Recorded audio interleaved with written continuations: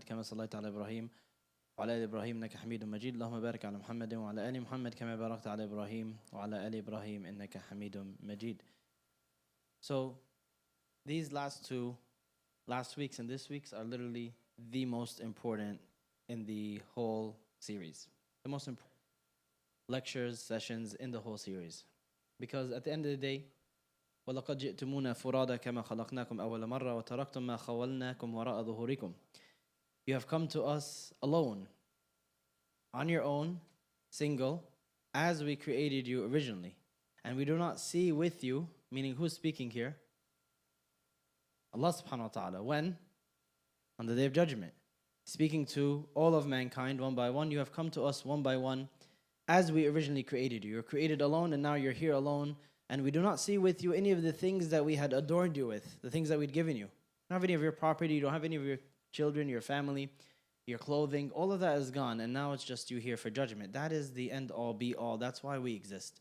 And marriage only exists as a component of all of that. This is so crucial. I'm going to repeat it over and over, so if you're sick of it already, bad news for you, I'm only getting started. It is literally the most important thing. We spoke about how that's the purpose of life, how marriage is a place where people compromise that like crazy for some reason. They feel like this purpose or this ideal, this principle could be put on hold for marriage because it needs to be, or because it's inconvenient not to do it this way. And then afterwards, we'll revert back to this. This is a failed process, right? This is a failed procedure, failed strategy. How will you be able to attain rizq, which is what marriage is? You need literal rizq to provide for, right? Sustenance, money, a home. That's literal rizq, right? Sustenance in the most literal sense. And then in the metaphorical sense, where like this person who your spouse or your children are going to be, that's the rizq as well. It may not be literal sustenance like $1 of food, but it's still something that Allah has ordained what you will have in the amount, in the quality, and the quantity. So you're taking all of that, which is the system, which is the purpose of life, which is the source of it, sidelining it for it itself. That's what people do when they make these compromises that we discussed last time in their deen for the sake of marriage. And it's all about priorities, it's all about perspective. It's something super important to lock into now. And I'll explain why later. I'll give you some specific examples later. Hopefully these people aren't here. Well, that's the joke. They're always here. The people are always here because they're categories of people. I'm not sharing specific stories, but these are things I've seen endlessly in the years that I've worked as an imam, and it just, you experience them in your own life. We'll talk about what they are in a minute. So we had a couple of reflections. Anyone remember what they are? We did 2 of them. Oh, one of them is right here right now. Let me go back. So what were they? Yeah, Yusuf. Okay, so that was the first one, or that was the first and the second one, or the second and third, which is you're 80 years old and everything went right. And then you're 80 years old and everything went wrong. What does that look like? Right? Think about it, because that's not really about the number. You might not reach 80, but it's not important. It's the end of your life. If you were to picture yourself dying and everything went right, what would that look like? And if everything went wrong, why? What choices did you do that made it right or wrong? That's an important activity to set goals, right? To look at trajectory what you're doing now and to see where it will end. What was the second activity, the second reflection? Anybody? So that was like one activity where everything went right, everything went wrong, you're 80 years old, that was one. You remember the other one? Yeah, Salah? No. Not creating yourself, but grading yourself. Oh, I was like, creating yourself is kind of weird. I don't remember saying that. Grading yourself. Yeah, that's it. And then you were doing what afterwards? Giving yourself nasiha. Giving yourself advice. Oof, I was like, did it happen? Did it not? Was it a dream? Was it the medication? So it's about giving yourself advice. And these are points of reflection, like I said, and activities that most people never do. Most people, when you tell them to do them, or if they, especially the close your eyes part, or like really imagine it, they say, okay, I did. Now what? No, you got to sit there and actually reflect. And guess what? If you feel silly, you feel uncomfortable, that's called growth. When you shun every single time that you feel uncomfortable, especially about where you are in life, and you just shun it and ignore it, that's called complacency. It's called being a loser in reality. That trajectory only goes down. That trajectory only goes down. Your positive qualities diminish and your negative ones amplify, and you just become worse and worse of a person.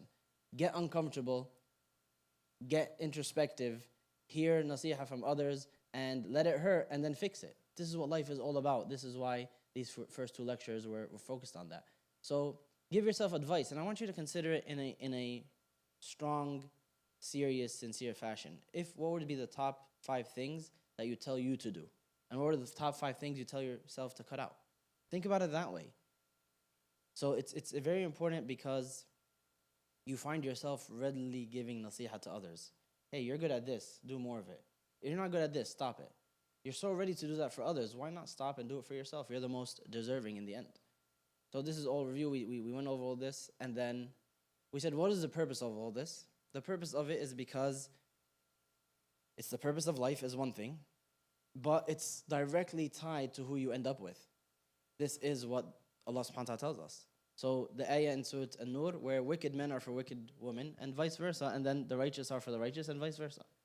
The men and the women for the men, meaning. And the Prophet ﷺ gave a lot of indication that the person that you're going to seek is the person with the religious commitment. That's the number one quality to seek. So it all comes back full circle in more than one ways. There's a lot of ayat and hadith here, but I just skipped them for the sake of time.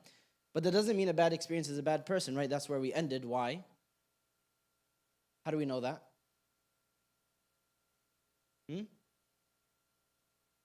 How do we know that bad experience doesn't mean you're a bad person? Because the ayah is saying that, right? Bad people are for bad people. Bad men are for bad women are for bad men. They end up together. Then he says the opposite. Virtuous women are for virtuous men are for virtuous women. If somebody says, I didn't end up with a virtuous man or woman, does that mean I'm not virtuous? Is that a guarantee? Is that the equation? So why not? So we have real life examples directly in front of us. Fir'aun, the worst human being ever, with Asiya, one of the best people ever. Like, not just they didn't match, the complete polar opposites as far as you can go. So it's not a guarantee, but this is the general formula for you to work on yourself. It's a pattern. Does this mean you have to be perfect? No, relax. This is where we stopped. Number 1, focus on your purpose. This is the message. It's not perfection. It's focus on your purpose in life. Marriage is a tool, is a stepping stone, is one path that should be on the greater road of my purpose. If you're not thinking that way, that's a red flag. You're going to run into trouble, and I'll tell you what kind of trouble all throughout, but I'll give you a couple examples at the end today. Number 2 is that by design, choosing to focus on this leads you to the right person. That's how the system was made. Allah subhanahu wa ta'ala said, journey towards me. On the way, not only will you meet the proper and best spouse for you, but also the best job, and you'll live in the best place. Best doesn't mean the most comfortable and the most luxurious and everything you wanted. It means what's best configured for you to make you pass this test, to make you fare through it successfully in the most peak level of comfort that's possible in this worldly life. That's possible for you while passing your exam. Allah will configure it because you're on the road towards Him.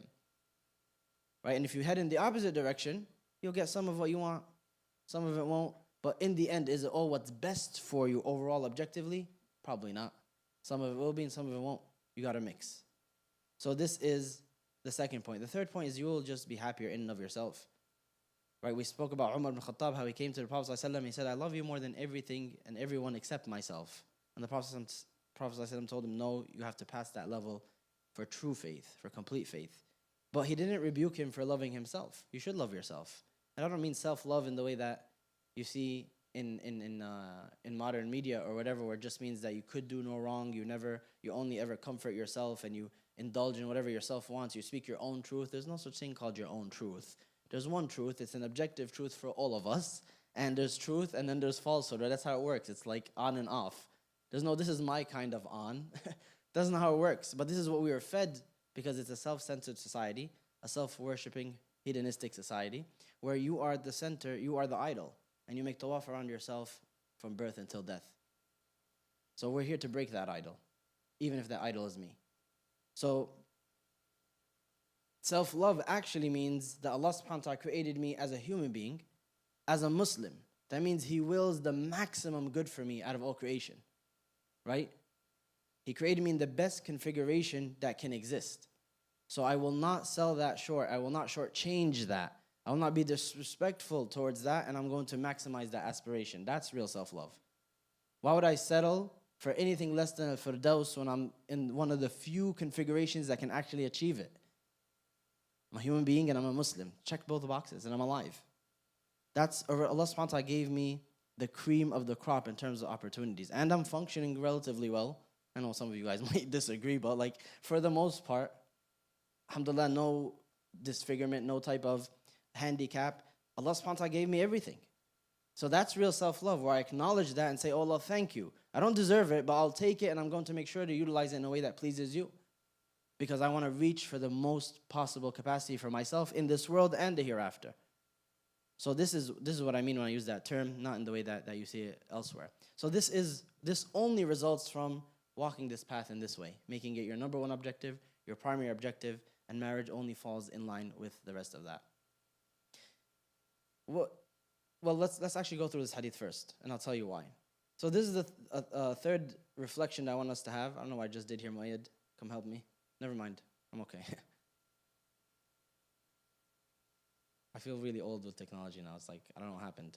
It's like 1 year all of a sudden, you're doing this, like hitting it extra hard, knowing it makes no difference. But anyway. Hadith of Bara ibn Azib, which is the journey of the soul. It's a long hadith, so I won't go through all of it word by word, word for word. But the point of the hadith is the Prophet ﷺ, he goes out for a janazah, a funeral prayer. And at the end of the janazah, he sits down, he has a long, reflective conversation with the Sahaba, informing them about the soul's journey. What happens to the soul at the time of death and right immediately afterwards. And he draws it into scenarios.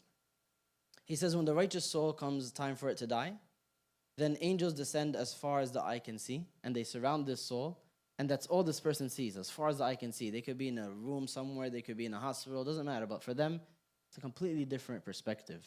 From the moment the soul enters or gets to that doorstep of the hereafter, it's a completely different experience. That person is experiencing something completely different. Right? The ayah that says, لَقَدْ كُنْتَ فِي غَفْلَةٍ مِّنْ هَذَا فَكَشَفْنَا عَنْكَ غِطَاءَكَ فَبَصَرُكَ الْيَوْمَ حَدِيدٌ. You were heedless about this before this moment of death, and then now we have peeled back the cover, and your eyesight is sharp, meaning you're going to see it all now. Now you've been hearing about angels and death and the akhirah and the seven heavens and all these things. To you, they were abstract. To you, they were ghaib. To you, for some people, they were figurative or metaphorical or fantastical, mythological. They weren't real. But Allah subhanahu wa ta'ala is saying, right now, the curtain is peeled back and your eyesight is sharp. You're going to see it all at that moment. So he said, sallallahu alaihi wasallam, they sit as far as the eye can see, and they bring shrouds from paradise and perfume from paradise. They sit near him, and the angel of death descends, sits by his head, and he says, Ya ayyatuha an-nafsu at-tayyiba, O peaceful, reassured soul, come out to the forgiveness of Allah and His pleasure. So it exits the body peacefully, comfortably, and it ascends throughout the heavens. And every single section of the heavens that they pass by, the Prophet ﷺ said, the angels surround it. They surround this soul that is ascending in this fashion in the hands of these angels that extracted it. And everywhere that they pass by, they say, what is this good, pure soul? And the angels that are carrying it, they respond, it is so-and-so, the son or daughter of so-and-so, and they name it the most beautiful names it was known for in this worldly life. Until he said they ascend to the lowest heaven, the end of the lowest heaven, wherever this ends, right, this lowest layer. And how many layers are there? 7 total. Allah subhanahu wa ta'ala created it in 7 heavens. Heavens not meaning Jannah, paradise, but meaning the skies above us, however far they go, including space, including all of it. So when they get to the end of that first one, these things are not continuous, pieces of creation. They're separate. The Prophet ﷺ told us each one is separate and has its keepers, and none can exit it. لَا تَنْفُذُونَ إِلَّا بِسُلْطَانٍ. Allah subhanahu wa ta'ala says, you will not exit, you will not traverse these limits without permission. You don't control where to go, even here. You think you run it all. Allah subhanahu wa ta'ala says that's not the case. You will never traverse any of these levels without permission from Allah. So they get to this lowest heaven, they seek permission. Permission is granted and ascends even further into the 2nd, 3rd, 4th, 5th, until it reaches the 7th heaven, to the ceiling of all existence where everything ends. And Allah subhanahu wa ta'ala announces there, record the book of my servant amongst the righteous and return them to the earth, for from it I created them, to it I shall return them, and from it I shall bring them forth once again. The soul is returned to the grave just in time to hear the footsteps of those who buried it. It's returned to the body, reunited to the body once more, and immediately it is sat up by two angels, Munkar and Nakir, who interrogate it. And they ask it, who is your Lord? It replies, my Lord is Allah. What is your religion? It says, my religion is Islam. Who is this man who is sent amongst you? He is the messenger of Allah sallallahu alaihi wasallam. How did you know this information? I read it in Allah's revelation, and I believed in it, and I affirmed it. Then a voice calls out, my servant has spoken the truth. Prepare for him a bed from paradise, clothing from paradise, and a gate to paradise, which is open to him. He sees from its sights, smells from its fragrance, receives from its breeze, and a man comes to him with a handsome face, fine clothes, and a pleasant scent, and he says, who are you? Your face brings good news. You look like you're bringing glad tidings. He says, I am your righteous deeds here to keep you company when all people are gone. So then this man announces or says out loud, oh my Lord, bring about the hour, bring about the day of judgment so I can return to my family and property. Like, let's get this over with. I'm ready.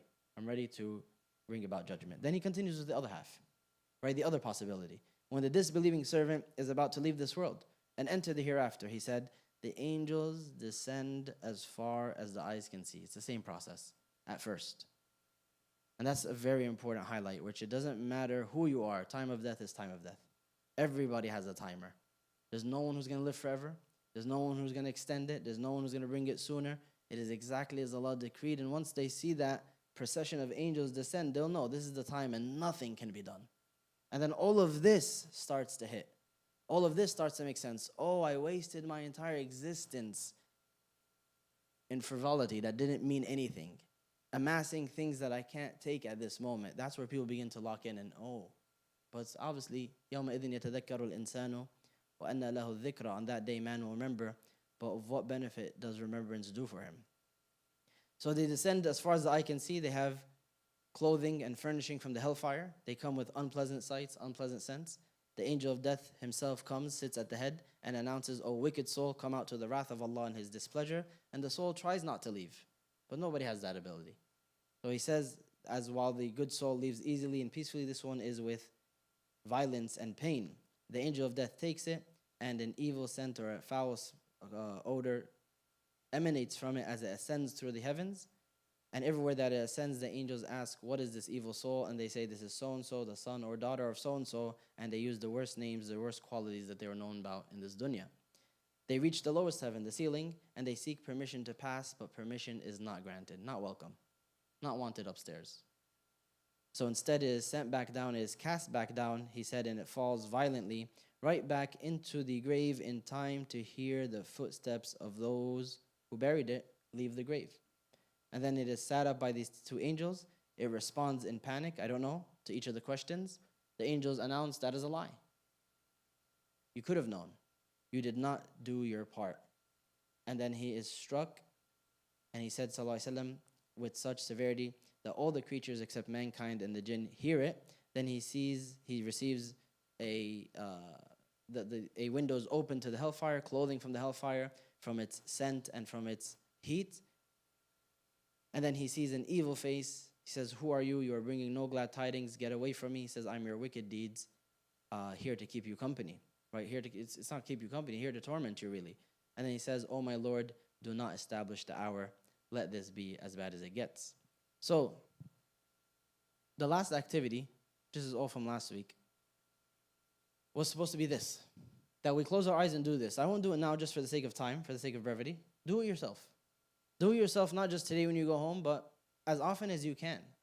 What are you going to do? You close your eyes, and you could, if you want to hear someone go through it, or if you could just put a couple of points in front of you and imagine them yourself. But imagine it from the beginning of that moment as the angels descend around you. Who else is there? Do they matter? Who do you picture to be there at that moment in your fantasy, in your mind, if you ever thought about it? What do the angels look like? What will the angel of death address you as when he speaks? Ayatuha nafsul khabitha, ayatuha nafsul mutma'inna. Those are the only two options. It's 50-50, isn't it? But not statistically speaking, just, it's not about probability, there's only one or two options.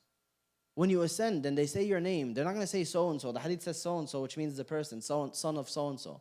Make it you, Muhammad, son of Ahmed. They'll say my name and put it there and think, what are they going to say? Muhammad the who? Muhammad the liar? Muhammad the thief? It's a possibility. Imagine hearing that. And it's not like over here where you can contest it. That's not true. Don't say that about me. These are objective truths that have been attested to by the angels. This isn't someone's opinion. This isn't someone trying to throw shade at you. This is the objective fact of who you actually are. And you wonder, what will that ascension look like at that point?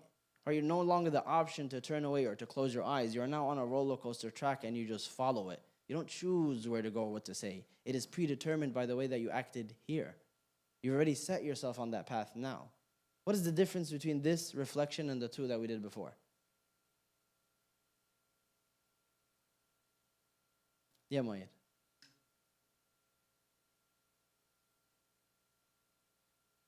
I mean, all three reflections are still here. So there's still reflections, there's still hypotheticals, we're still fine. It's not the most certain one, it's the only certain one. Will you reach 80 years old? Nobody knows. Not a single one of us. Statistics, no statistics, doesn't matter. Will you ever advise yourself? That one's impossible. That was just a hypothetical. Will you experience this? 100% of the people in this room will. 100% of the people who ever existed will. Every single human being that ever existed or will exist experienced what we just said. Some of them have already ascended. Our family members have ascended already. Our family members were sat up by Munkar and Nakir and asked questions. This is the reality that every single one of us will face. So it is not a hypothetical, this one. The other two are. This one is not. So much sooner than we think, we're going to experience this. And that's why we're doing this. It's not about being morbid. It's not about anything besides waking up to the reality that if I died tonight, which scenario of these two would play out? It's not a comfortable thought, is it? But it's a necessary one. Have you ever considered who would find you? Right? And how would that play out? Again, not for the morbidity, but for the reality check. This is going to stop you from a lot of decisions. It's going to egg you on to other decisions for the better, hopefully. You know, Sheikh Sulaiman Hani mentioned in one of his talks a similar reflection where I think it was, write a letter to your family. That you're going to die tonight, write a letter to your family. If you were to die tonight, what would you tell them? It brings about to mind a lot of what's important. Right? So is anybody going to say, like, you know, hey, you can have my favorite shirt? Or it's very unlikely that's what's going to come to mind. That you'll realize what is actually a priority. They say, like, write your own obituary, right? Write out your janazah, what it'll look like, how many people will be there, what masjid it will be in. These are all very important in the overall context of what we're talking about, which is realigning your purpose. I remember we said spiritual chiropractic. Realigning with your purpose, because as Muslims, we've completely lost the plot, specifically in categories like marriage. Very specifically in categories like marriage. It's not haphazard. So, before we move on to the next topic, should I fix myself first, or should I get married?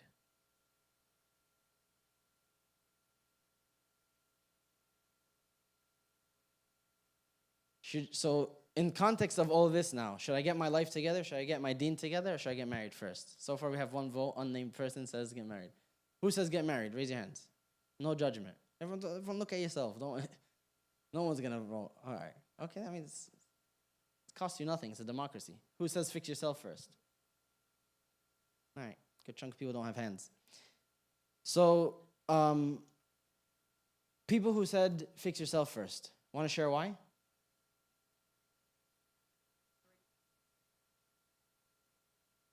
Okay, because marriage, it's just going to get harder. The journey of self-improvement just gets harder if you don't do it now. I said that? Okay. My bad. I said it like that, though? Okay, that's I was about to say. Doesn't sound like I said it. I remember a good 20% of what I say. Yes?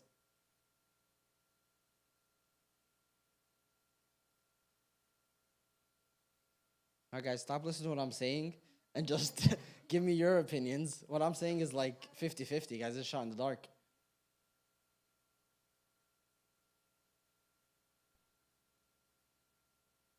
Okay, so similar take. Similar take where it's only going to get more difficult. That's true. It only gets harder. In general, as you add more things to the mix, more responsibilities, less time, and marriage is all of that. Yeah, Yusuf. Everybody answered what you said so far. Like, how about you guys relax? All right, I'll let you finish. All right.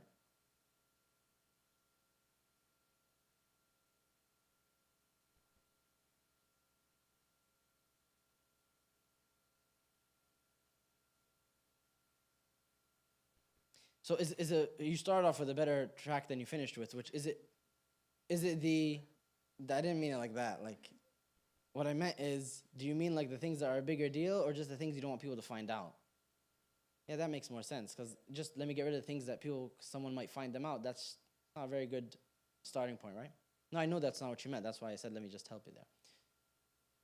Okay. Anybody else? Any other takes? Yes, sir, please.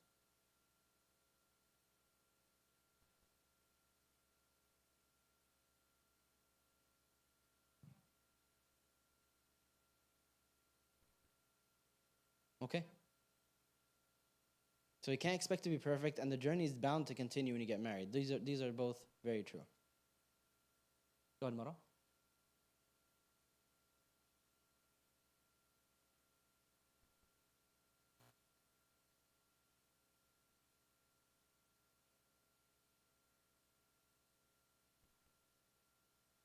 So that's true. That's true. It just some people, the difficulty they get into is like, okay, me right now then. What should I do? Fine, I'll fix myself first, or it's a work in progress, or I'll get married. But what's the timeline? Should I work on myself for a year then, and then get married? What like that's where people end up having a hard time. There's no simple one size fits all answer. But it's similar to what Yusuf was saying, where there's certain core qualities that you have to explore. You guys remember Ahmed and Sara, right? Generic names. So if your name's Ahmed or Sara, my bad. I'll choose something that no one's named, like Jebediah and like whatever. But they have to be slightly Islamic. So remember these guys? What was their problem? So I didn't choose these examples randomly. There's some of you guys. No, I'm kidding. They're an amalgam of you guys. So it's a Frankenstein of all of you. And by all of you, I mean like random people in the community, not everyone here. So some of these details are like mixes of real things, people actually do this stuff. But then the problems I chose were focused. They weren't random. So Salah, it's a good example. No ability to connect with the Quran is another one. These are huge vices that, in terms of like your life journey, you're in danger, right? You're like a vehicle that has like red flashing and meters going haywire. Maybe that's a bad example because some people just drive like that. They don't even care. But what happens to those people? They don't drive for long. They don't drive for long. Some people are just like, oh, there's something red flashing, exclamation mark, let me look at the road. That person doesn't stay on the road for long, right? For better or for worse. So if somebody is struggling with their 5 daily prayers, someone has zero relationship with the Quran, zero access to read it or understand it or reflect over it. They have, they're winging it with their 5 pillars like zakah and siyam. These are qualities that must be fixed before you do anything, let alone marriage. So these are huge, fundamentals. There's also particularly evil vices that you should focus on, things that would prevent you from either functioning or functioning with others. And this could be a lot of different things. It's not particularly one vice versus another. It really depends on the extent of that vice and your control over it, the lid that you have on it or not.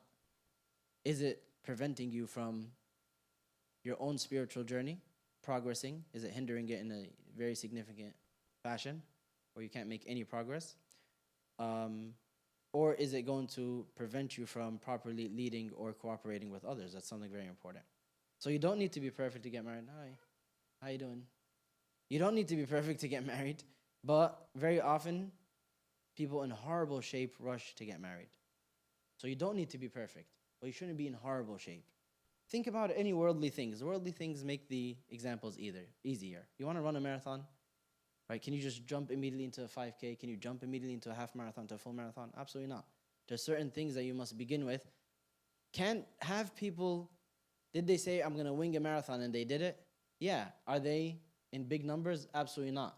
Do they get injured in big numbers? All the time, right? This is a very practical, easy to see worldly example in front of you. Anything else?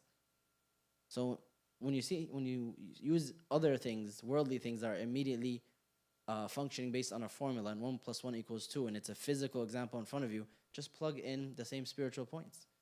Very often, that's exactly how it works. Allah subhanahu wa ta'ala didn't make it a mystery. So you work on your own deen, and you check off the major boxes, like the 5 pillars. You work on all the quote-unquote little things, because it really depends on you. And then at that point, you are ready to get married. It's hard to arbitrarily say or objectively say, like, give me your life story. Okay, you're ready to get married. That's very difficult to do. But there's definitely highlights that we can all notice in terms of what we're supposed to be doing or we're not supposed to be doing that are core problems in our lives. So that's what I would advise everyone to fix before they move on.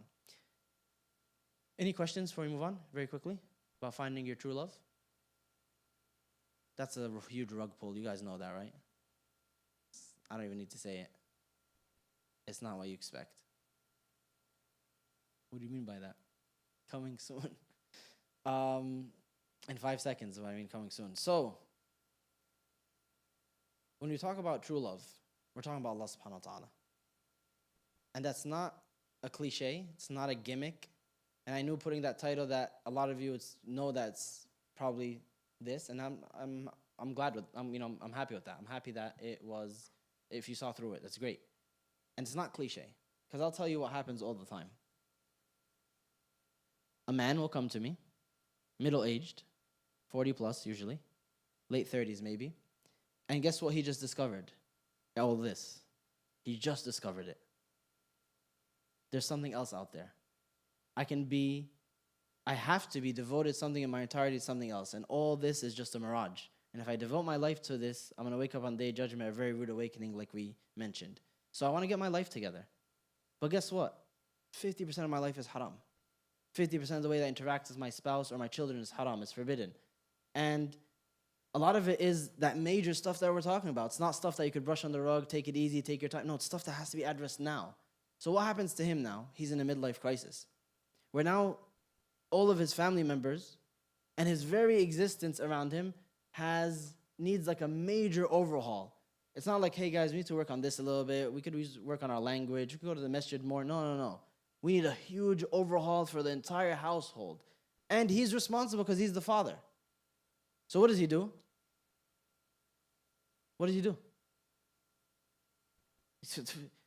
Okay, yeah, he'll call me and we'll sit together for an hour. That's true. That's very drastic what you suggested. Like, just leave? Divorce? Leave the family? Who suggests that? Please stay to the end of this course and don't get married yet. Relax. You need to relax. I know you're joking. That's not an option. Why? Because he has 3 kids and they're beautiful. It's 3, 7, and 8 or whatever. And he has a family. I don't know why I said the ages like that. But like, he has a whole family and he has everything going for him. He can't just get up and throw in the garbage and start over. It's a weird suggestion. It's like once I seen this. All right, never mind. That's a bad idea. What should he do? Yeah, Yassine. I said, what should he do? That's usually what he does do. That's true. Not stop, this is haram. Stop, this is haram. Stop, that's haram. We're not doing that anymore. I cancel all this. And he kind of has to do that. It's not like he's crazy. But then all of a sudden, they're like, Baba lost his mind. He was the man for 8 years, and we had great times, and we loved each other, and it was a happy family. And then now he's this thing. And they can't, he's trying to tell them, he's freaking out. It's not that he's trying to be a jerk. He doesn't know any better. He's like a child in his deen now. Switch it. What does it look like on the other side? She called me for an hour. That's like the first step. She wakes up. And she notices the same thing. Now she goes to her husband and says, I'm ready to eat dirt, but leave your haram job. And he's like, woman, are you nuts? First of all, you're ready to eat dirt? With your Louis Vuitton bag, with this, and then they get into it. And then she tries to take the kids, say, well, no, we're not doing this, we're not doing that. And he goes like, whoa, relax, I'm the man of the house. And these were all your ideas in the beginning. You set these up. And she's like, no, but all haram, and she's freaking out. What do? What do these people do? Therapy? They divorce each other? So that'd be a disaster. That means the only way you can come back later in life is by starting over and canceling that family. That's what you're just saying. Oh, that's what they do. I'm saying, what should they do? What do they do? There's a lot of stories. That's not what I'm not saying what do they do. I know what they do. It's a mess. Yeah, Amar. So what will they do next week? They've reassessed. Everyone's calm. No one's freaking out.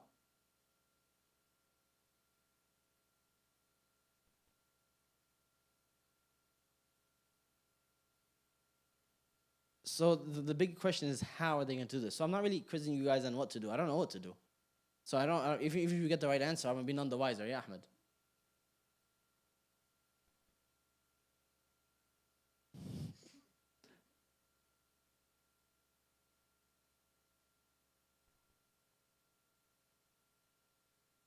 It's not a bad idea, just the way you said it. Like, hey guys, sit down. For the next 3 to 5 years, what?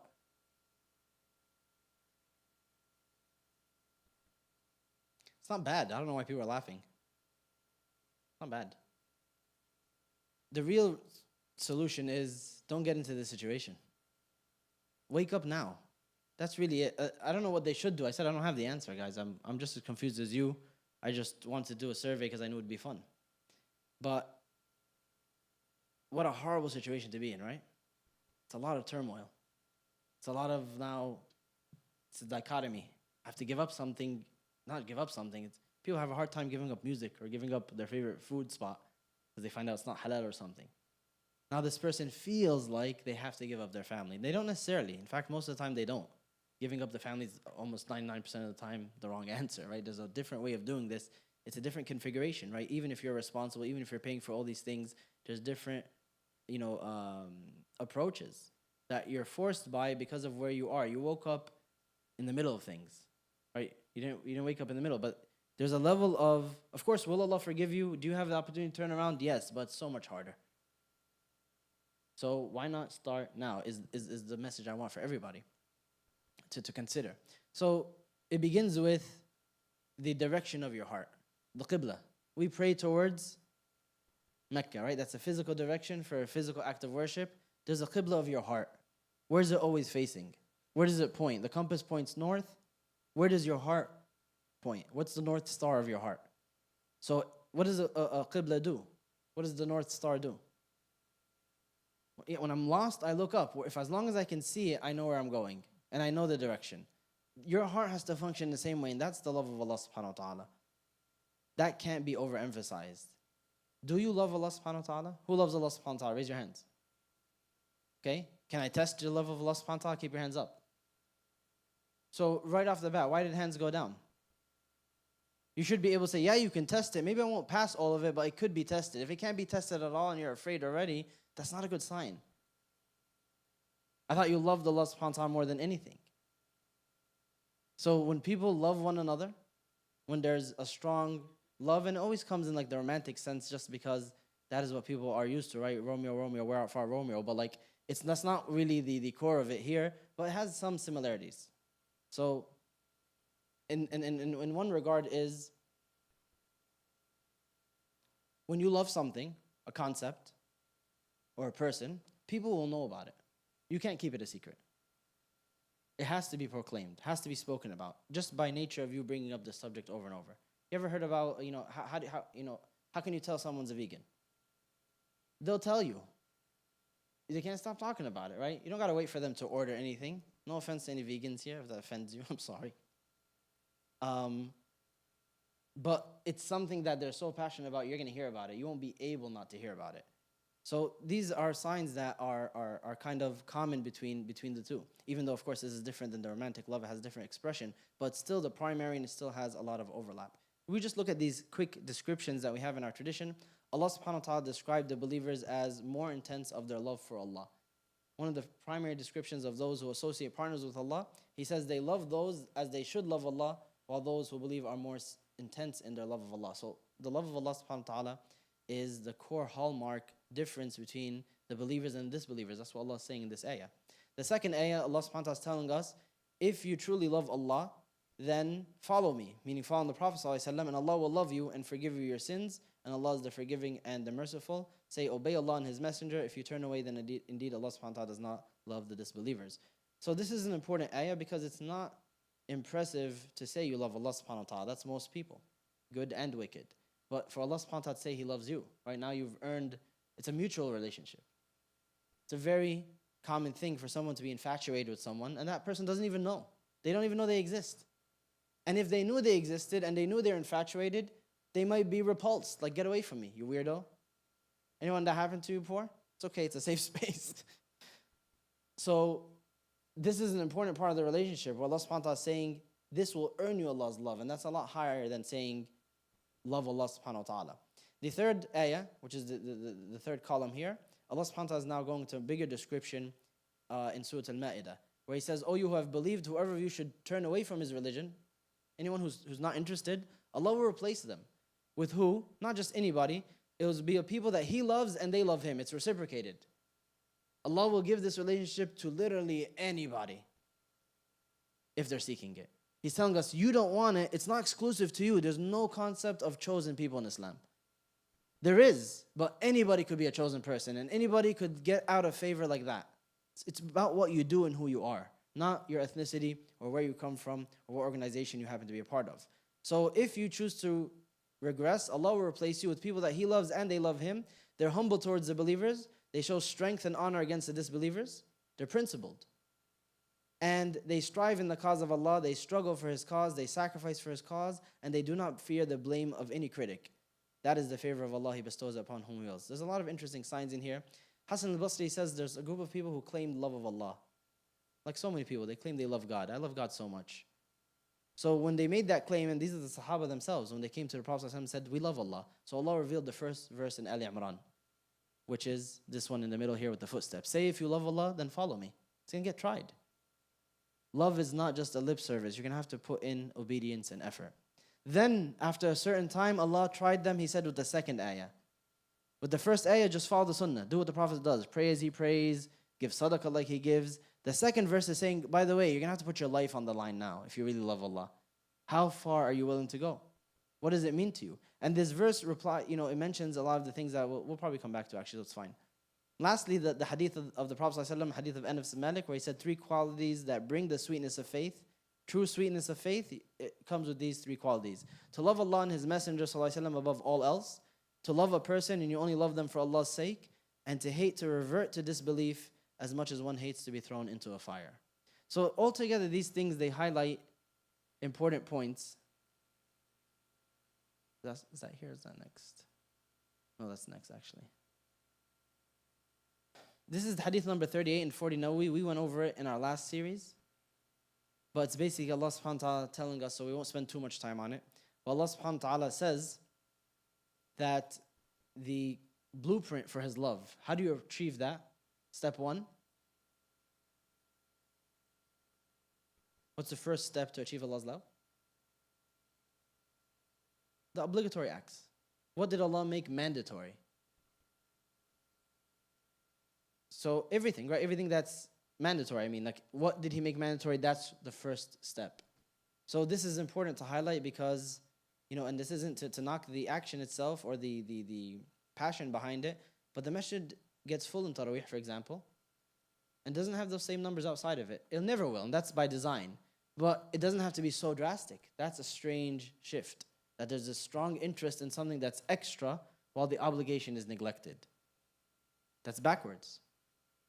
Imagine you have a loved one. Again, turn it into dunya examples to make it easily understood. A loved one says, hey, can you put this over there for me? And you come back and they say, hey, I washed the dishes. Oh, that's great, thank you. Can you put this over there? You come back again, they say, I swept the yard. How are you going to feel after, if 15 times they still didn't do this, but they spun through the attic and they got all the cobwebs and they did all these things you didn't ask for, and then these are still here? Would you be able to react normally? Would you be able to say, this person is so helpful. This will never get where I want it, but man, this person is the man. That's not how people react.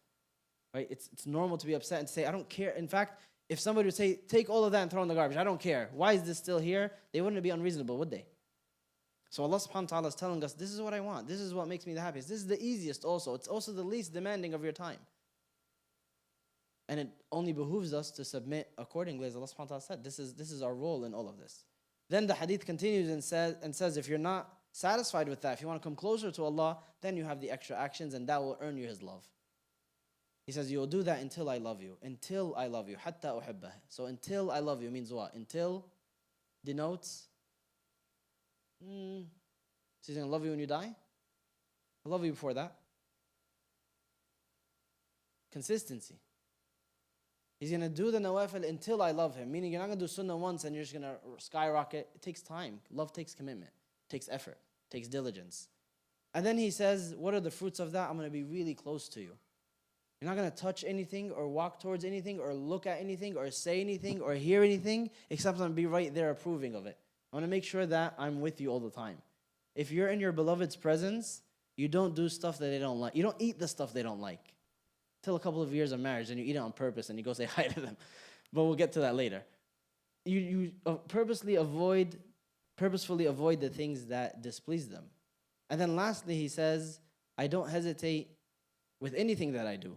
Hesitation is an action of uncertainty. It's an action of weakness. So Allah subhanahu wa ta'ala is saying, I don't hesitate. That's you guys. Except when I take his soul. He hates death and I hate to hurt him or her. So what does this tell us? Allah doesn't really hesitate. It's a metaphor to mean what? He's not indifferent to your suffering. He says, when my beloved goes through something painful, I don't like it. I don't will for them to go through pain just because. Allah subhanahu wa ta'ala is not indifferent, is not uninvolved. So there's no love that exists on earth like this. You chase this kind of relationship, this kind of reciprocation from any human being, you will always be let down in the most epic fashion forever. There's no one who will always be there. They need to go to sleep, don't they? They get sick, they eat, they need to use the bathroom, they're going to die. Allah is always there, period. Always. وَإِذَا سَأَلَكَ عِبَادِي عَنِّي فَإِنِّي قَرِيبٌ. If your servants ask you about me, if they ask you this, say that. قُل. If they ask you, يَسْأَلُونَكَ عَنِ الْأَهِلَّةِ قُل. Right? يَسْأَلُونَكَ عَنِ الْمَحِيضِ قُل. They ask you about this or that, tell them this. And this, when my servants ask you about me, I am close. Skip the say. There's no middleman. There's no one who could do that. It's impossible. It's just simply impossible that they'll even be able to hear you all the time, let alone respond to what you're asking. Allah subhanahu wa ta'ala hears, understands, is intimately involved, is fully capable, and cares more compassionately than any human ever could muster. So the compass of your heart, this is what it's all about. We're going to talk about love of the spouse and how nice you have to be and how this is a caring, loving relationship that does Allah subhanahu wa ta'ala didn't make any two people closer than the spouses. This is that lovey-dovey stuff. We're getting to it. Don't worry. I'm not saying that Islam is void of that and like it's some kind of like, hey, I'm only with you because I'm worshiping Allah. So that's not how it is. But with that being said, the qibla of your heart, that this is hung only on the throne of Allah subhanahu wa ta'ala. No other human being can have that. Meaning if push comes to shove, everything can be dropped, every human being in existence. If it's necessary. I don't yearn for that. I don't look forward to it. I don't expect it. But if it were to happen, I'll do it in a heartbeat. Most people can't say that. And most people who say it can't do it. This is what it comes down to. This is what I wanted to emphasize over and over again. Ibn al-Qayyim, he has in his book, Rawdat al-Muhibbin, The Lover's Garden, a list of things that are signs and steps to loving Allah subhanahu wa ta'ala. They're signs and steps. So it's signs and a blueprint. First, he says, submitting to his command. A true lover prefers Allah's will. This is a summary of his words, not his exact words. I have his exact words here, actually.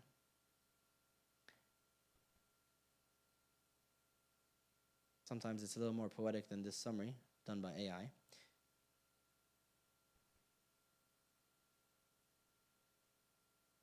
So he says the first step is to submit to the commands of the beloved. You see that with people, because he says that the crux of the matter is not that you love Allah, but that He loves you. And he highlights that obedience will earn you His love in that ayah that we spoke about in Ali Imran. Number 2 is impatience with separation. This is a little bit tough to translate. Even AI didn't do a good job. But basically he says a true lover cannot bear to be separated from their beloved. Right? When somebody is in love with someone, they cannot bear separation. That separation, they get separation anxiety, right? That the longer it is, the more difficult it is to bear. And what happens when they get some kind of token of this beloved? They like hold it really close. Back in the day, people would get letters, right? And then they'd like hold them dear. Now there's nothing like that because you just get it. Now you're like, oh my God, they're video calling me, right? I have to see them in addition to hear them. This isn't about my family. This is like a hypothetical. People do this, not me. I dodged that one. So that emotion everyone understands, right? The inability to be separate for a long time and the longing nature that people have for their beloved. So he says, do you have that with Allah subhanahu wa ta'ala? How does that manifest? Longing to meet him. That patience manifests with patience in the things that he commanded and forbid. It's a very interesting twist that he put on it. Saying you're longing to meet him, right? When people are in love and they long to meet with one another, they send each other like these trinkets or whatever, and like they hold on to them very patiently because they know that this is a token or trinket of my beloved leading to me that I'll see them soon. You guys get the imagery, right? It's not too far gone. It's not ancient history. So he says that the way that that's going to exist between you and Allah, the version that you're going to have of that in your relationship with Allah subhanahu wa ta'ala, is that when he sends trials and tribulations, where do those send you? To him, don't they? And they make your standing with him even better. So you're going to hold on to them dearly, saying, I don't like this, but I'm going to be so patient because where does it lead? It leads to my beloved. It's a completely different way of thinking of trial and tribulation. Did you guys hear any of it? You're nodding in a way that doesn't match what I just said. All right, whatever. I tried. All right. So, I found it very profound. I'm not going to repeat it. Turning eagerly to his words. When your beloved speaks, your ears perk up. They could be talking about something you're not particularly interested in, something that you're not particularly fond of, but it's just because of who's speaking, you'll listen, right? So Allah subhanahu wa ta'ala is speaking about things that are absolutely necessary for us to hear, that are super pertinent to every aspect of our existence, that we only benefit to, but we get rewarded too for simply listening to it. Besides the fact that is the words of our beloved. And Ikrimah ibn Abi Jahl, which is very interesting. Ikrimah, the son of Abu Jahl, like who he is as a person. But he would take, scraps of Quran, because that's all they had, didn't have like a proper mushaf, and he would just hold them to his face and he would say, Kalamu Rabbi, I can't believe this is the words of Allah. It's the words of my Lord. Like, I can't believe this is Allah subhanahu wa ta'ala speaking to us. Ayman, who was the Prophet's caretaker, she outlived him. She was there when he was born. She was his mother's servant. And she was there when he died. And they saw her weeping profusely and she told them, I'm not crying because he's gone, sallallahu alaihi wasallam. As difficult as that was to bear, that his physical presence was no longer there. But she's saying, I'm crying because the words of Allah subhanahu wa ta'ala used to come down upon us live, and now that's no longer happening. Revelation as a process has now ceased forever. And that's such a blessing that we are engaged in conversation with our Lord live. That's a blessing that will never happen again. Muhammad sallallahu alaihi wasallam is the seal of all prophets, and revelation is over with his death. Number 4, he says, loving his abode. You love to go where they frequent. You love to go to their house. You love to be in their space, even sometimes when they don't want you there. But it's because you love them, right? So with Allah subhanahu wa ta'ala, it's his home. It's the masjid, right? The sacred house of Allah subhanahu wa ta'ala. You're always welcome. And it is a place where you would find the sweetness not because of the decor, not because of the people, even though that might help, not because of the topics or whatever, it's because it's the house of Allah, not because he lives in it. Why was it associated with him? Because he gave it that importance. This is where he is most pleased. This is where you get the closest to him. Next is loving what he loves. Anas ibn Malik, he says, I loved dubba, which is gourd. It's like a pumpkin dish. I loved it just because I saw the Prophet ﷺ following it. I saw him eating a dish, and everywhere that it would appear in the dish, he would take it from there. So ever since I saw him do that, it became my favorite dish. Like his taste buds are irrelevant. Like what he likes to eat, what he doesn't like to eat. He's like, when I saw him do that, sallallahu alaihi wasallam, eat it in a dish where it was like all over, so he took it from here, then it became my favorite dish. Lastly is protective jealousy. It's translated as ghira. Ghira is the word, is translated as protective jealousy. When you have, again, a beloved, you are annoyed by what annoys them. This particular thing may not bother you. But if it's something that they don't like, you would say, cut that out. If it's a smell they don't like, you don't put it on, even though you might like it. This is like people who really love each other, right? Some other people, like I said, they might do the opposite. That's not real love, right? So when it comes anything that might harm them or concern them, you are an opponent of. For Allah subhanahu wa ta'ala, He cannot be harmed. But there are things that He dislikes, right? There are things that are what He doesn't stand for. There are things that He loves that get harmed, that get desecrated. What happens inside of here? Can I comfortably sit in a conversation where Allah is being mocked or His messenger is being cursed and just say, well, I don't agree with this. This is just jokes. This is just what others say. Or it's like, no, I can't stand for that. Would you be able to sit in a gathering where your father was being mocked? Right? Or people are just like roasting you? Forget your parents. People roasting you. You're the subject of the roast here. And you just sit there and just take it. You'd feel some kind of self-dignity, right? Some kind of honor where like, I will not allow you to sit here and do that. Well, you guys do that for fun? That's like, all right. You guys are the exception. So in most situations, people would not stand for that, right? And they would have this sense of dignity, protectiveness over others. And in Allah's case, He's not being harmed, but it's the dislike of what He dislikes or the harm that comes to what He loves, subhanahu wa ta'ala. So these examples are important when we get now to the last piece here, which is the types of love. These are the loves that people experience. Almost done. All right, we're doing okay. So the first is the love of Allah subhanahu wa ta'ala Himself. Your love of Allah, which we've been exploring this whole time. And how do you develop that? You simply go back to all these ayat and hadith that we're looking at, like a list like this by Ibn al-Qayyim, these 6 items. You just turn it into a to-do list. So number 1, submitting to His command. Give me a to-do. Pray. When I go home, did you pray Isha today? If you didn't, make sure you did. If you don't track your prayers or you're not sure if you're half with one of them, you're missing Fajr, you're missing this, get that done. It's that simple. Make a to-do list, a tracker for your prayers if you're struggling. If you're not, move on to the next command. Number 2, patience. Turn that into a to-do list. The next time I stub my toe, I'm going to say Alhamdulillah, thank you, instead of some other colorful words. Right? So I'm implementing this. Sounds silly, but this is literally an immediate action plan for me to love Allah subhanahu wa ta'ala more and for Him to love me. Number 3, give me a to-do list item. Okay? Spot on. Listen to Quran. Yeah, dhikr isn't really the words of Allah, so it has to be Quran oriented. So listen to Quran and read some tafsir. Read the explanation. What are you reading? What does the surahs that you frequent, what do they speak about? What are their themes? You read them all the time, right? Qul huwallahu ahad, so you're to go to. What does it mean? What's special about it? Why was it called al-ikhlas? What is ikhlas? Sincerity. Why is that surah called? Where does it talk about sincerity? Is sincerity mentioned the whole surah? Did you not ever wonder this your whole life? Reading the surah thousands of times per year because you read it in Dhuhr and Asr and no, I'm not gonna. There's also Qul a'udhu bi rabbil falaq, Qul a'udhu bi rabbin nas. I'm not gonna judge you that hard. Those are harder. That's true. This corner is killing it this night. All right. It's almost my bedtime, so let's wrap it up. Turn it all into a to-do list. You do it. It's your homework. You have number 3, 4, 5, 6. Every single ayah or hadith that speaks about Allah loves this, Allah doesn't love that, those who love Allah do this or that. Turn it into a to-do list. Simple action items that earn you the love of Allah subhanahu wa ta'ala and get you closer. So, love of Allah, that's how it's developed. Allah subhanahu wa ta'ala offers it freely.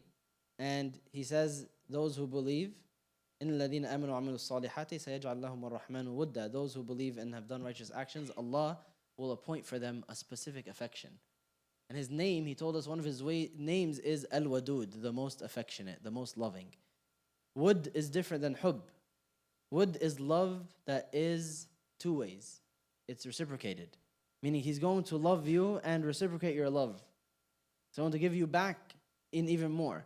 Love, wud is affection that must have manifestations. It can't be kept inside. So Allah's going to love you and give you stuff. Give you more than anything else. Love you more than anything else. That's what the name Al-Wadud means. He made one of His names Al-Wadud, right? The most loving. The second category is love for Allah. What is that? How's that different than love of Allah? Now you're loving what Allah loves. Everyone will claim to love Allah, but then you'll find a bunch of things in their lives that Allah doesn't love. So if somebody truly loved Allah, doesn't mean they'd be perfect, but they'd get to work on this. They wouldn't bear to be so unlikable to their beloved. That makes no sense. Right? It goes against the literal examples that we went through. The next category is contradictory love. You guys can't see, right? It's too small. You'll get the slide. So what is contradictory love?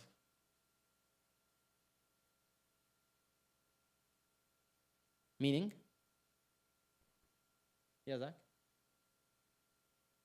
It's love that clashes with him. Love that clashes with the love of him. Like the love of an idol. Someone says, I love this other religion. It clashes directly with love of Allah. Someone says, I love haram. I love gambling.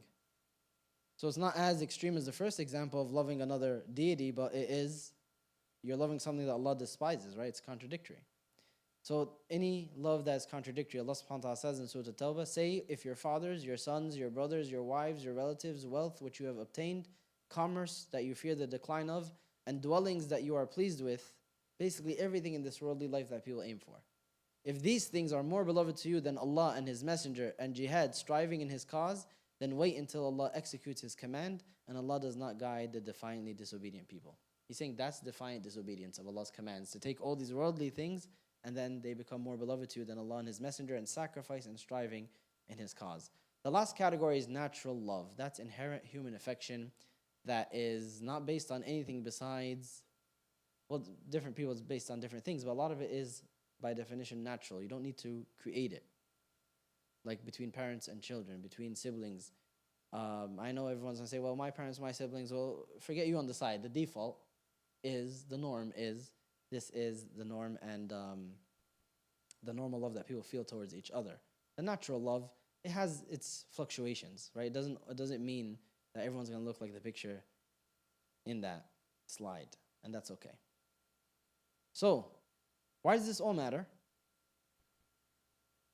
All of this can be summarized in this hadith where the Prophet ﷺ said, in the hadith of Anas ibn Malik, 3 qualities that whoever has them will taste the sweetness of faith: to love Allah and His Messenger more than anyone else, to love a slave of Allah, meaning another person, only for the sake of Allah, meaning no worldly benefit, you only like them because they are close to Allah, and to hate returning to kufr, disbelief, after Allah has saved you from it, as you would hate to be thrown into a fire.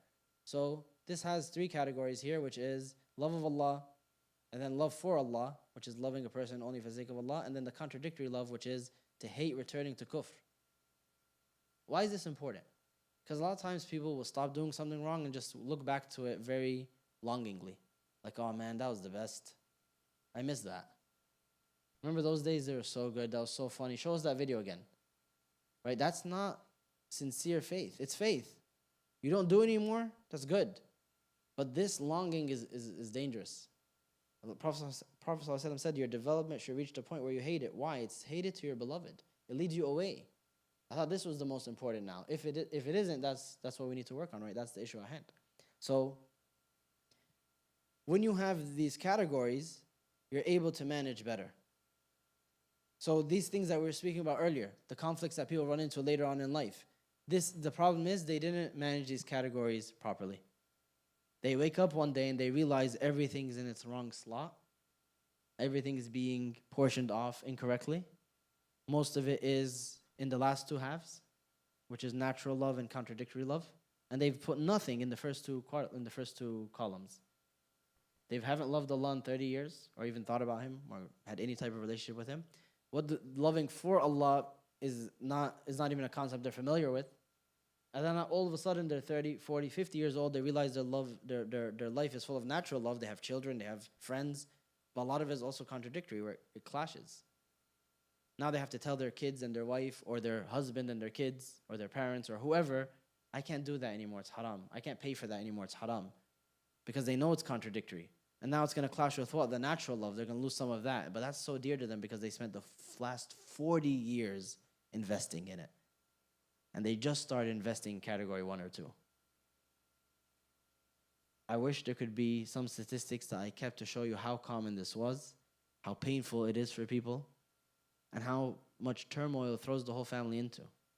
When the real solution was, get on the deen in the beginning, get somebody who's similar, realize this is the most important category, It's okay if their nose is off center. It's okay if they're slightly buck teeth. You're not a 10 out of 10 either. We'll get to all that, inshallah, when we go through what to look for in people. But then realize that if you found this, you have the greatest catch that exists, which is, this is the purpose in life. This is what I need. When I fall behind, this person will pick me up. When the natural love becomes contradictory, this person will call me out. They're not going to be a source of contradictory love. We're not going to be a source of that for each other, because then what are we doing? We're just hindering each other's journeys. What is the end result of that? قُلْ إِنَّ الْخَاسِرِينَ الَّذِينَ خَسِرُوا أَنفُسَهُم. Say the losers are those who lost themselves. And who else, Yusuf? Okay, different ayah. Comes more than once. الَّذِينَ خَسِرُوا أَنفُسَهُم وَأَهْلِيهِمْ يَوْمَ الْقِيَامَةِ. The losers are those who lost themselves and their families on the Day of Judgment. It's not, you're going to lose everything. If those people, you did it for the family, you did it for this or that, you're going to lose that too. That's the sad part. That these people, الْأَخِلَّاءِ يَوْمَئِذٍ بَعْضُهُمْ لِبَعْضٍ عَدُوٌ إِلَّا الْمُتَّقِينَ. The best of friends, the warmest of friends, on that day are enemies except for the pious. Everyone's looking to get something. Everyone's looking to throw the other person under the bus, except for the righteous. They pull each other up here and on that day exclusively. So make this your goal, make this your life, make this your purpose. We're going to get into the perfect man, the perfect woman. We're going to get into the gender wars, all that good stuff that I know you're itching for. I promise this is the last introspective tazkiyah, rug pull. I won't do it again. But I want to emphasize that this is really what it's all about. And that if you start off this way, if you don't look for, then you won't be looking for love in the wrong places. But otherwise you will be looking for it in the wrong places, with other people, with human beings like you who are human beings, and by their nature, as much as loving as they will be, some of them are. I'm not saying all human beings are horrible. As loving as some of them may be, and hopefully your spouses are the most loving, the most caring, the most compassionate, and the most connective to Allah subhanahu wa ta'ala. Allahumma ameen. Don't make ameen for yourself. I mean, it's up to you, whatever. I did my part. So most people, they'll enter love with the perspective of, or they enter marriage with the perspective of looking for love in the wrong places. Now you know why it was so hard to say, yes. So, not that you don't look for love in marriage, but that where can I hang my heart? Where can I hand it? That's the wrong place. To another human being, you're out of your mind. You do look for love. And you do look for the love of your life. We'll talk about that a little bit. That's why I'm putting in quotes. But I'm not saying that doesn't exist here. It's one of the main purposes of marriage. But you don't look for somewhere to hand over your heart. There's a big difference, and I hope you guys understand it and see it. You also don't allot your self-worth to marriage. That's what this will stop you from doing, which so many people have done. They allot their self-worth to marriage. I received 5 proposals. She received 12. I'm a loser. He's 25 and he got his life together. I'm 27, I don't. I'm a loser. That could be true, but not because of that. Not just because of that, or not because of that at all. Like you could, I didn't mean it that way at all. Seriously, that was an accident. What I'm saying is that in and of itself does not determine your self-worth. I really didn't mean that. My bad. You cannot determine your self-worth by this one phase of life that afterwards, a lot of the people who were ahead of you freak out and realize they're horrible. They go through what we mentioned, or 1,001 other things. And then 1,001 things of 1,001 other people who will be later than you, who are also better off than you. Is that not true? Objectively? Like, I don't need any research to prove that, right? Just objectively, it has to be true. There's no way that you'll be the latest or the worst off, and there's no way that everyone who was before you was better off, and that just doesn't make any sense. So as soon as you can accept that should automatically obliterate this argument or this perception that people have. I know it's not that easy, but that's important. So people who allot their self-worth to prospects, to proposals, to good or bad experiences, you're losing the plot. You're losing the plot. That will be painful, that will need development, that will need struggle, will need patience. Of course, I'm not dismissing your struggle or pretending to understand it, but what I'm trying to tell you is, for sure, just objectively speaking from this information that we have, that if you were to allot your self-worth to that experience, it's just wrong. That's not what Allah subhanahu wa ta'ala created us for. In fact, he went out of his way, that's just a saying, Allah subhanahu wa ta'ala doesn't apply to him the way it applies to us, but he chose to emphasize the opposites in the revelation. And we'll close with this. He chose to open our eyes with these opposites. So the wives of Lut and Nuh, spouses of prophets, supposed to be the best off, they're worst of people. They betray their husbands. Then you have the wife of Fir'aun, who's Asya, the worst human being to ever exist. And she's literally one of the best to ever exist. Complete opposites. And then you have Maryam alayhi salam, a woman who's righteous, who goes through some of the most tumultuous experiences with a child and no husband at all. No man's mentioned. And he mentions the story of Yusuf alayhi salam, the entire family in all this turmoil, but who's completely absent from the whole story? Who's not mentioned even once? His mother.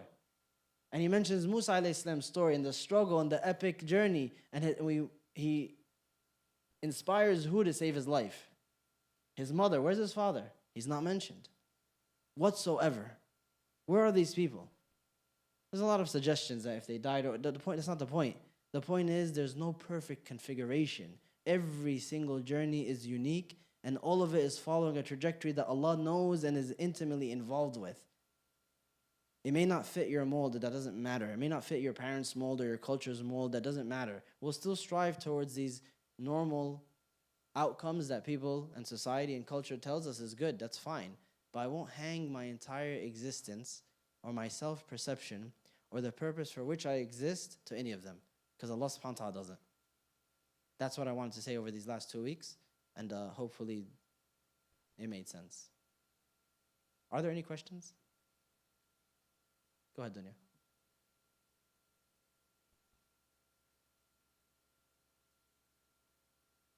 I doubt it's in English. It's called Rawdatul Muhibbin.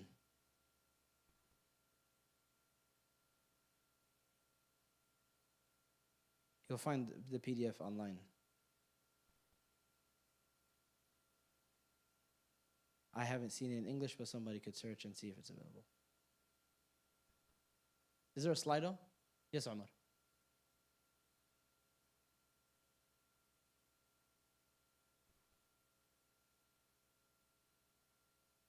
So love for Allah, love of Allah first, is a very basic emotion that is a bare minimum for faith.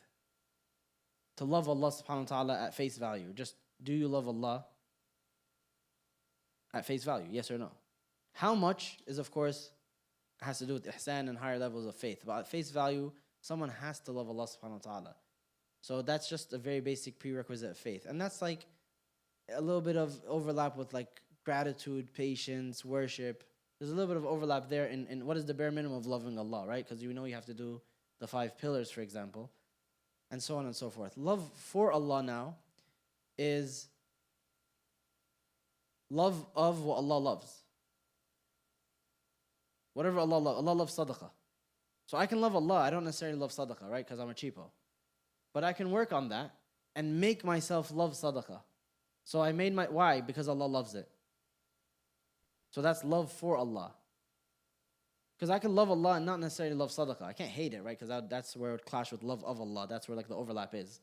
If I hate a religious concept, that's like, why? How can you hate it if Allah loves it? You may not be the most fond of it because of your own natural disposition or struggle. Not fond of sadaqah. Someone else is not fond of jihad. Someone else is not fond of seeking ilm. Or they just, it doesn't appeal to them. But then because Allah loves it, they're going to fix that and they're going to work on it, or they'll try to do a little bit of it or whatever. So that's like they do overlap for sure. Yeah, Yusuf.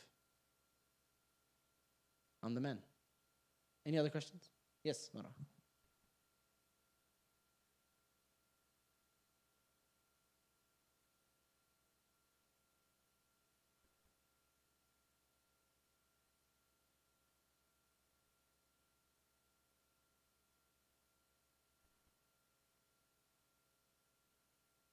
That's a good question.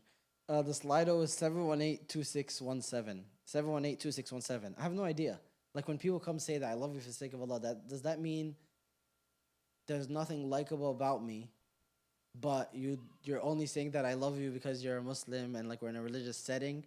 Or does it mean, what else could it mean? People kind of said, I never really thought of it.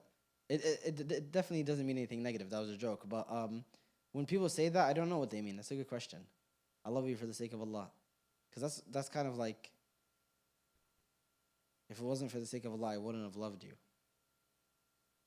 I.e., you have no lovable qualities. Which is not what people want to say, right? It's not true. I know it's not true, but I'm saying that's what it sounds like. I know it's not true.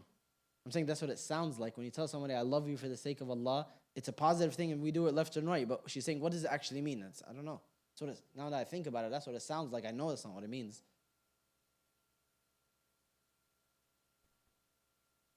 Okay, that's nice. You're somebody who reminds me of Allah subhanahu wa ta'ala, or that's a good twist on it. That's how you understood it, sure. I never really thought of it. That was my answer.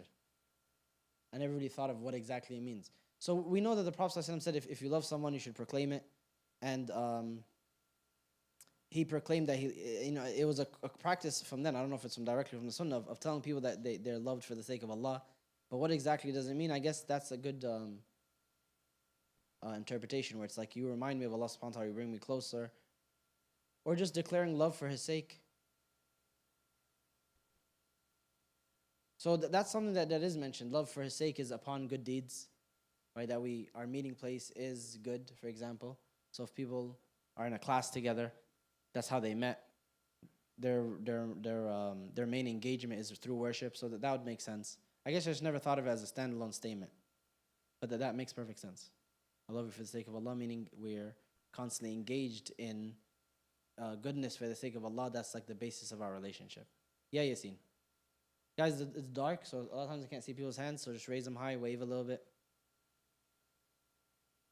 And then now you change your mind? Cool. It's fine. Yeah, Adam.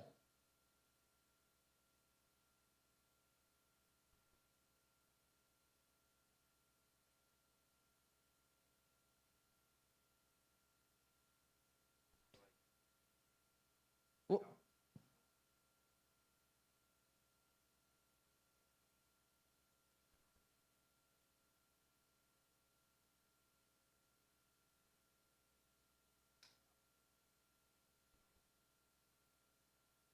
it's a great question. He's saying the angels that come to reassure us, or the angels that descend at the time of death, do they know where you're going? The answer is yes, they do. There's different angels that descend depending on who you are. It's not the same set of angels, with just different faces.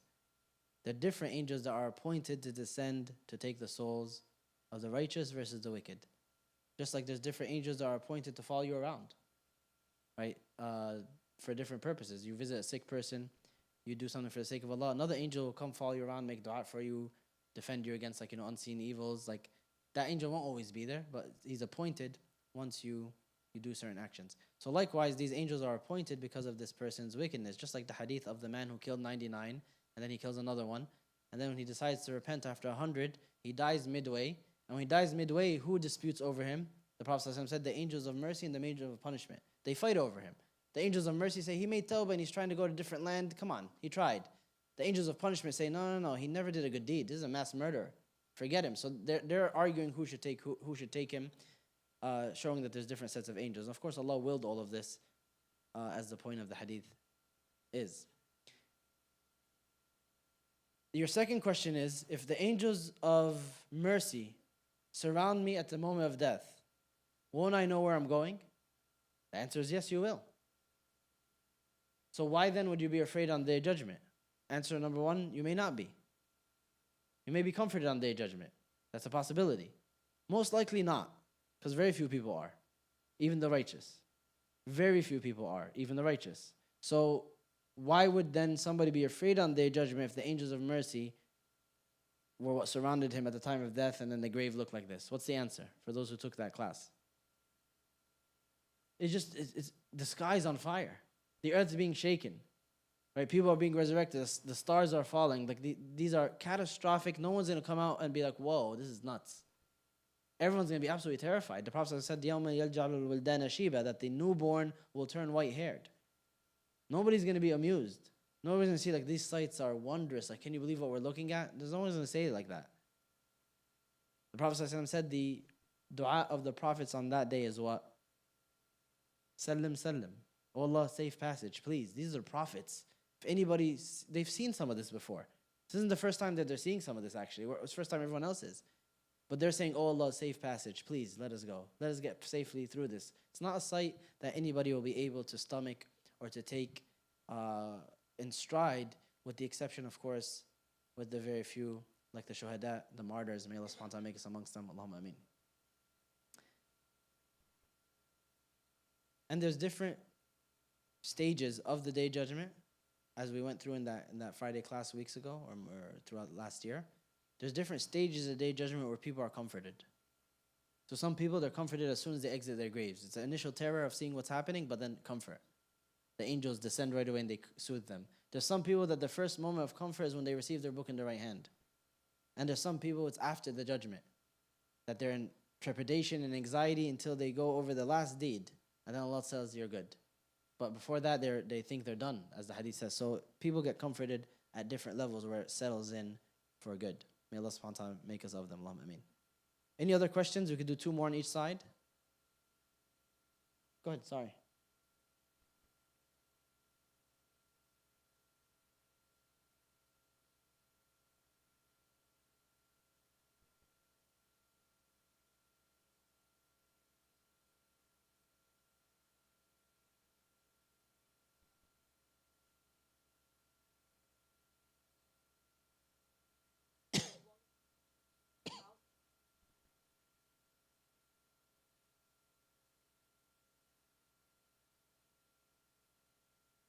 So these aren't like necessarily check boxes that you should know, like, okay, I know exactly how much love I have for Allah and exactly love for Allah. Like you won't be able to categorize them so rigidly or so exactly. Like it's not going to be so objective. You should be aware of your relationships. Like for example, the natural love. Somebody might say, okay, I have affinity or attraction to this person, a potential spouse, but they're not the best in terms of what's good for me. Right? If they're already aware of that, but they're heading towards it like a moth towards the flame, they shouldn't get married, and they should like figure it out what's going on in their life. Like, why are you attracted to something that's harming you? Like, for the level of faith and spirituality that we're trying to develop here is that I'm not attracted to it. I dislike it because it's spiritually harmful. But me, like all of you, like all humans, I'm attracted to things that might be spiritually harmful. I have temptation, something that might be haram. So I have to fix this. And the bigger it is, the bigger I would say don't get married. For example, somebody says, God forbid, I can't stop, drinking. This is like a serious issue, right? That's going to affect you and your family. Someone like that, like, no, fix that before you get married. Someone who says like, it's hard to give objective examples because, like I was saying earlier, everyone's journey is different. So someone says like, should I get married right now? It's hard to tell. But for sure, the obligations are like the easiest place to start. Like you said, the prayer, Ramadan, zakah, the basics. And then after that, it is an individual journey. So for one person, it could be like, no, keep developing. Oh, you found a great spouse. You guys go to the masjid together. You do umrah together. You develop together in whatever way, shape, or form. Keep going. Godspeed. I hope you well on your journey. For other two people, be like, no, you're both kind of not ready. Or he's ready or she's ready and he or she's not. And for you to get on this journey now together, it's not impossible. It's not guaranteed to fail. But you're going to hit bumps, and they might be serious ones. Ooh, pretty trees. Everyone just looked up. No one took their medicine today. Sorry, neither did I. So, like, it's for some people, it's going to work. It won't be an absolute disaster, and for some people, it will be an absolute disaster. So it's important for everyone to be self-aware and to be just constantly engaged in this journey, because if you engage in this journey for months or, like, just 1 year, you'll be a whole different person. Like if you give this your focus for like 6 months, you'll be a different human being. And you've leveled up in so many different categories. You've went from a solid 6.2 to now an 8.3 without being any more attractive than you physically were just last 6 months ago, right? Because you're just a much better spouse. You're a much better person. You're a much better human being. You're kinder. You're more patient. You're more aware of what's important and what's not. You're more ready to sacrifice things that are harmful. That's just who you'll be if you engage in this journey. So that's why I'm pushing it so much. But it's hard to answer your question. Like if you do 1, 2, 3, then you're good. It's a hard point. For everybody, it's different. The other links. You're the man, Ahmed. Give me your password, Ahmed. The other links are super important. We'll start off next time with them. So the other links, we'll start off next time with them. It's fine. Just because I won't have time to go through them, Ahmed. You good? You good, yeah. So what are these two links? In case you want to look them up yourself. If you search Yaqeen Spirituality Test, Yaqeen Spirituality Test, they're both Yaqeen links. That's the first link. I'm not sure like if it'll come up right away, but it's called the Spirituality Test. That's all it's called. Or Religiosity Test. Might be better if I show you next week because I'm not sure. But it's either called the Spirituality Test or Religiosity Test. That's one of them. Spirituality Test. The second one is called Basic. If you search Yaqeen Basic, that probably won't come up because it should. Sorry, guys. Next time I'll have them in front of you so it'll be more accurate. But the whole point is these are two short, interactive, like internet quizzes to determine your spirituality. Anybody here taking a Q test? How smart are you? Extremely. That's not the rubric. That's not how they grade it. Anybody ever here take one of those like what Ninja Turtle you are or whatever those quizzes? No, just me. I was Donatello. Anybody ever take like financial literacy? We do those stuff, right? I want to figure out which Ninja Turtle I am. It's super important. I want to figure out Michelangelo. Those are actually super significant in determining stuff about your personality. Talk to me afterwards. No, I'm so serious right now. But and it makes sense that you're Michelangelo actually. But guys, focus. This is not why we're here. What was I saying? Oh yeah, we take these exams and like these random, tests or input from online to tell you like how you're doing with your finances. How are you as a communicator? Which pizza are you? Whatever. And it's important too because like, oh, this is analysis, that's feedback giving me about myself. Do yourself a favor and take a spirituality test. It's going to measure different aspects of spirituality maybe you never considered. Things that you maybe knew you need to work on for ages and completely forgot or neglected. It's going to highlight these little core pieces of you and do all of them. These are just two of them. There might be more. I don't think there are many. These are two. They're very, they're pioneers in what they're doing, the research that they're presenting. And compare yourself